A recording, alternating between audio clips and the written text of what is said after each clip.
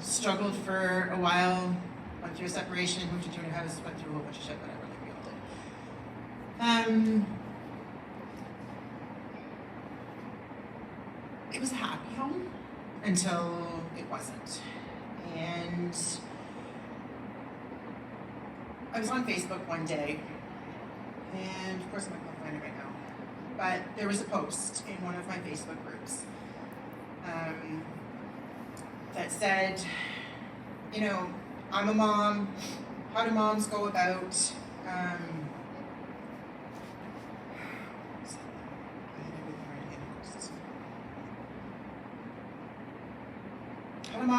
going into treatment and leaving your kids behind. And it was one of the fucking hardest things I have ever done, is leave my kids for the treatment. I was there for 60 days. I remember the night when I decided, I actually treated my kids.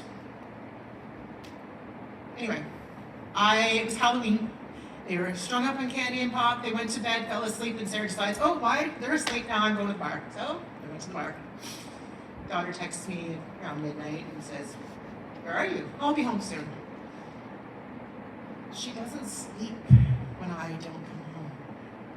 The role reversal happens. And what am I doing? Drinking, hanging out with people. Probably a guy in there. Yeah, there was a guy in there. By the time I get home, 3 in the morning, she sits there waiting for me to cry. So I woke up that morning, I'm like, that's it, I can't do this anymore. So I answered that Facebook post, and I don't usually post on this, but I needed that person to know that they were not alone. The best thing they could have done is go to treatment, is to get that help, because the change in my household is astronomical.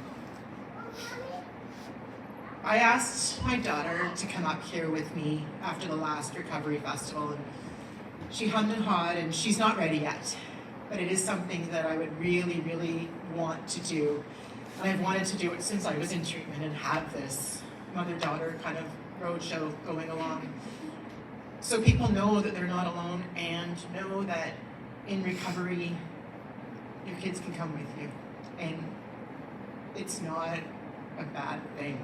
It's nothing to be ashamed of. So, what I did, I asked my daughter to write me a letter. I'm gonna try to make it through this, because I do cry whenever I talk in public, and so the whole reason that I can actually talk here is crazy. But I asked her to write me a letter. Let me tell you, when I received this letter, it was a fucking kick in the ass. It reminded me of how I got her, how my addiction made her grow up. Dear alcohol, you have ruined my life from when I was young to the start of the school year. It might just be alcohol, but to me it was my whole childhood. You've taken away not only my childhood, but a parent. Yes, my mom and dad are still here, but my mom wasn't always here mentally. You have made me question why my mom is acting differently. You made me upset when I heard that not all parents consume you as much as my mom did. And thanks to you, I have felt like myself forever. You made my mom leave me and my 10-year-old brother alone during the middle of the night.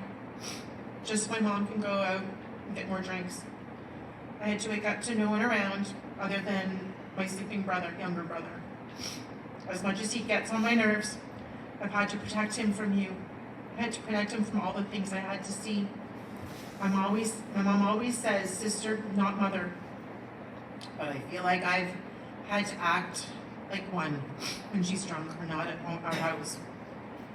I've made sure the lights were off, the doors were closed, the doors were locked, and everyone was asleep. Thanks to you, I chose to stay with my mom when she was so drunk to make sure she was safe. Because I didn't want her to leave. I didn't want to leave her alone. Because I didn't want her to get hurt. You've taken away so much from me. My brother, my mom, and so many more people. This is not my mom's fault. I'll never blame this on her. I'm blaming this on alcohol. Okay, let's go positive.